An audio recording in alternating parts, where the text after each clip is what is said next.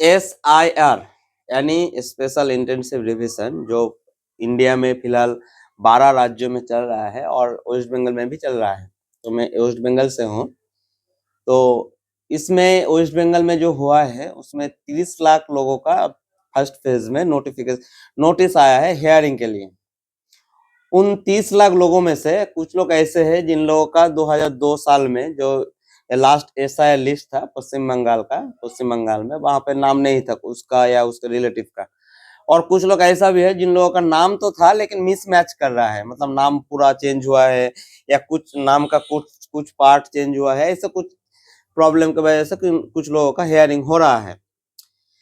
तो हियरिंग में जिन लोगों का नोटिस मिला है या जो लोग हियरिंग में गए थे उनमें से बहुत सारे लोग बहुत परेशानी में हैं।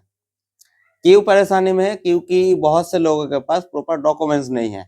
इलेक्शन कमीशन जो 11 डॉक्यूमेंट्स मांग रहा है बस, हाँ, वो 11 डॉक्यूमेंट्स बहुत से लोगों के पास नहीं है। तो आज का वीडियो उन लोगों के लिए ही है। देखिए, एक बात तो सच है कि डॉक्यूमेंट्स नहीं है इसका मतलब कोई आदमी इंडियन नहीं है, ऐसा बात नहीं है। ऐसा बात आपको कहीं भी लिखा हुआ नहीं मिलेगा। लोग मुंह से बोल सकता है, वो अलग बात है, लेकिन इंडिया के किसी भी कागज में ऐसा नहीं है कि डॉक्यूमेंट्स नहीं है इसका मतलब वो इंडियन नहीं है। जो लोग बचपन में ही अपने माँ बाप गुजर चुके हैं, दूसरे के घर में पले बड़े हैं, वो लोग क्या इंडियन नहीं है? ऐसा तो नहीं है। जो लोग आश्रम में बड़े हुए हैं बस वो लोग इंडियन नहीं है? नहीं, ऐसा बात नहीं है। देखिए, इलेक्शन कमीशन यहाँ पे दो बात कह रहा है। एक, no eligible voters will be left out, यानी किसी भी भारतीय नागरिक का नाम वोटर लिस्ट से बाद नहीं जाएगा। और किसी भी फेक इंडियन, मतलब जो दूसरे देश से आके डुप्लीकेट सर्टिफिकेट या डॉक्यूमेंट्स बना के इंडिया में रह रहा है, उन लोगों का नाम इस वोटर लिस्ट में नहीं रहेगा। और इलेक्शन कमीशन इसी मोटो पर काम कर रहा है, पूरा SIR प्रोसेस चल रहा है। अगर कोई आदमी इंडियन है, उसके पास डॉक्यूमेंट्स नहीं है, इसका मतलब ये नहीं कि वो नॉन इंडियन है। उसके लिए जो हो सकता है, जो पॉसिबिलिटी है, जो सजेशन है, मैं सजेस्ट करना चाहूंगा। देखिए, इलेक्शन कमीशन ने लास्ट जो गाइड नोटिफिकेशन निकाला है उसमें कह रहा है कि 3 तरह के लोग इंडिया में, एक sex worker, 2 primitive people, tribal people यानी आदिवासी समाज के लोग, और तीसरा जो है आश्रमिटीज यानी जो लोग आश्रम में जीवन मतलब रहते हैं।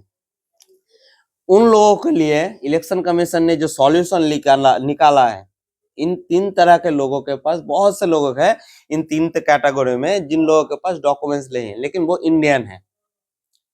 तो इन 3 तरह के लोगों के लिए इलेक्शन कमीशन ने जो सॉल्यूशन निकाला है वो क्या था कि DEO ऑफ दैट डिस्ट्रिक्ट, मतलब उस जिला के जो DEO है, DM ऑफिस से जो क्या होगा कि एक इंक्वायरी रिपोर्ट बनाना पड़ेगा। इंक्वायरी रिपोर्ट में क्या होगा कि DEO खुद जाके उस इलाके में जाके, उस बस्ती में जाके, वहां के कुछ लोगों को लेके और वो पॉलिटिकल पार्टी के जो BLA है उन लोगों के लेके एक फील्ड रिपोर्ट, इंक्वायरी रिपोर्ट बनाएगा।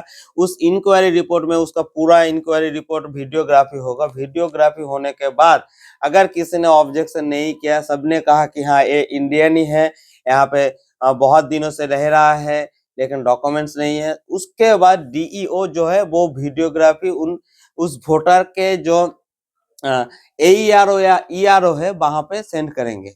उसके बाद फाइनल डिसीजन होगा। AERO ERO sir final decision लेंगे कि उस वोटर का नाम वोटर लिस्ट में रहेगा या नहीं रहेगा।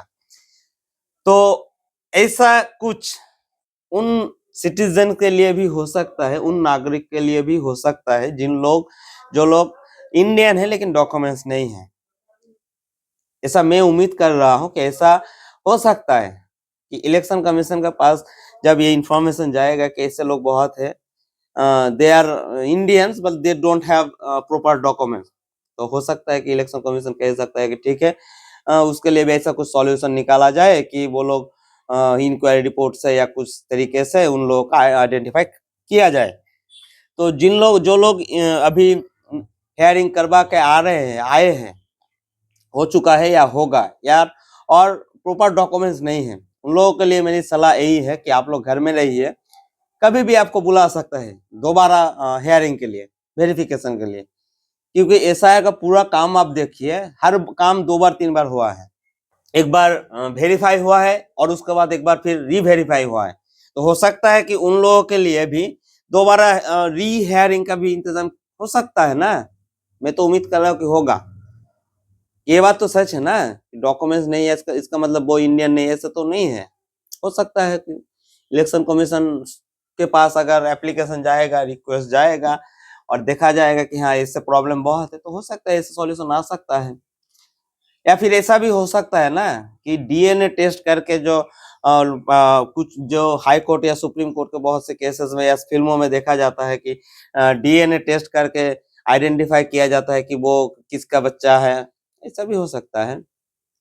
एनीथिंग कुड बी हैपन, कुछ भी हो सकता है अगर इलेक्शन कमीशन चाहे तो आप लोगों से उम्मीद एडवाइस है कि आप लोग घर में ही रहिए, कभी भी बुला सकते हैं हाँ दोबारा हेयरिंग के लिए।